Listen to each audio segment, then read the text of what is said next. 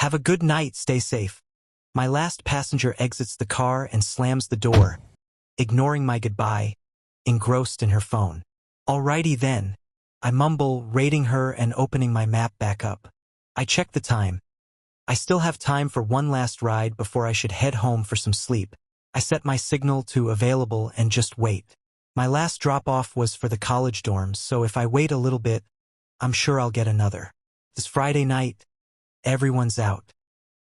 I'm tapping my red-painted fingers on my wheel when I see her. A teenage girl, standing on the sidewalk under a streetlight. She's small, maybe 5 feet tall. Large, brown eyes with thick, dark lashes. Blonde hair pulled back in a braid, and a cardigan covering her shoulders. She has a small brown purse in her hands. She looks like a doll, and she looked anxious. I pull up a little and roll down my window. Hey hun, you okay? Ask. Oh, yes, I am. I'm just... She looks down the road, waiting for my ride. Are they late? I ask her. She's quiet as she stares down the empty street. Yes, I suppose they are, she whispers. She seems scared, and I can't decide if she's scared because of the person or because of their absence. I can wait with you, if you would like, I tell her, putting my status in unavailable on the app. Oh, you don't need to. I'm sure I'll manage, she says shakily. It's no problem. We've already spoken more than me and my last passenger, and I was with her for 20 minutes. I could use the company. Come on in, I tell her, unlocking my door. She pauses and then slowly climbs in. She seems familiar to me, her small frame and blonde hair. Very reminiscent of my sister when we were her age about 10 years ago. When I see her dress up close, I see it has little flowers all over it. The blush color of the flowers matches her cardigan. Your outfit is cute. Very vintage. I love it, I say, handing her a water bottle. She smiles small and mumbles something that sounds like thank you. We sit in silence for a few minutes before her voice squeaks. You have pretty eyes. They're very green. Like an olive, she says shyly. Oh, thank you. I made them myself actually. I wink at her. She laughs softly and looks back at the road. It's been about 15 minutes. Do you want to call them? I ask her. I don't have a phone, and I don't know the number. She tells me. Do you know where it is that you need to go? I ask her. She looks at me and nods. How about I take you? I do it for a living anyways. I offer. Oh, that's so nice of you, but I don't have any money to pay you with, she stammers. It's on me. Consider it my Good Samaritan act for the day. I pull up my GPS app. Go ahead and put in your address here. She methodically punches in the information. Can I ask you a question? She asks me. Sure, I respond. Why are you being so nice to me? She asks, slowly turning to me.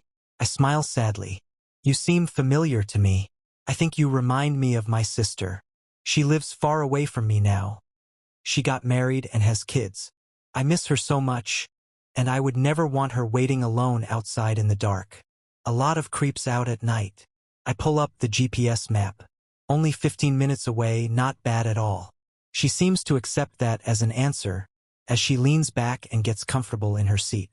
You're a nice sister, she tells me quietly. I put the car in drive as I pull out into the road. I definitely try to be, I respond. We let the radio fill the silence as we drive through an area I'm not super familiar with. The very manicured trees start getting more scraggly as we turn down the dark curve of the street. The app says 2 minutes away, so I finally ask her, where am I taking you? I ask her. She doesn't respond as we pull up to iron gates. I slow down and lean forward, trying to see where we ended up. Is this? I begin. Thank you for the ride. You're a very nice person.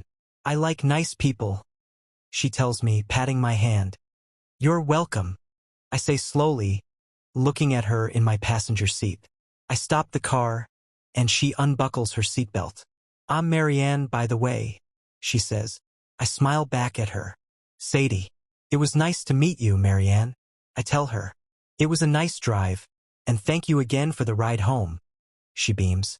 Home? I ask, looking up at the rusted sign that has weathered over the years. Goodbye, Sadie. She steps out of the car, waves at me through the window, and walks past the sign I've been staring at. Sanitarium. And then, I finally realize where I recognize her from. She doesn't remind me of my sister. She was on the news. She murdered her 2 sisters in cold blood and took their eyes as souvenirs. They were calling her the doll eyes killer. When they asked her why she did it, she looked at them confused before speaking. Because they weren't nice, she said matter-of-factly. I'm still staring after her, slack-jawed, when she looks over her shoulder at me and winks. I have been a long-time avid outdoorsman. I live in Michigan and love hunting and backpacking, but I've only had 2 experiences like this. The one I'm about to describe is the worst of the 2. This happened in 2019. I was at a buddy's house whose whole family lives on one street. All the houses are on one side, and everything else is woods. My friend's house is at the end, farther down the road, so with that being said, nobody who isn't his family will be outside, especially late at night. We were having a fire around 1 a.m. when my friend asked me if I heard people talking. He turned off the music and we sat there silent. We listened and then we heard very strange laughing, but only one thing, not multiple. Then the laughing kind of morphed into 3 separate sounds. It was so weird to hear it. The sound came from across this little stream, so we knew we'd hear if it was coming toward us. My friend has bad vision, so this next part one only saw.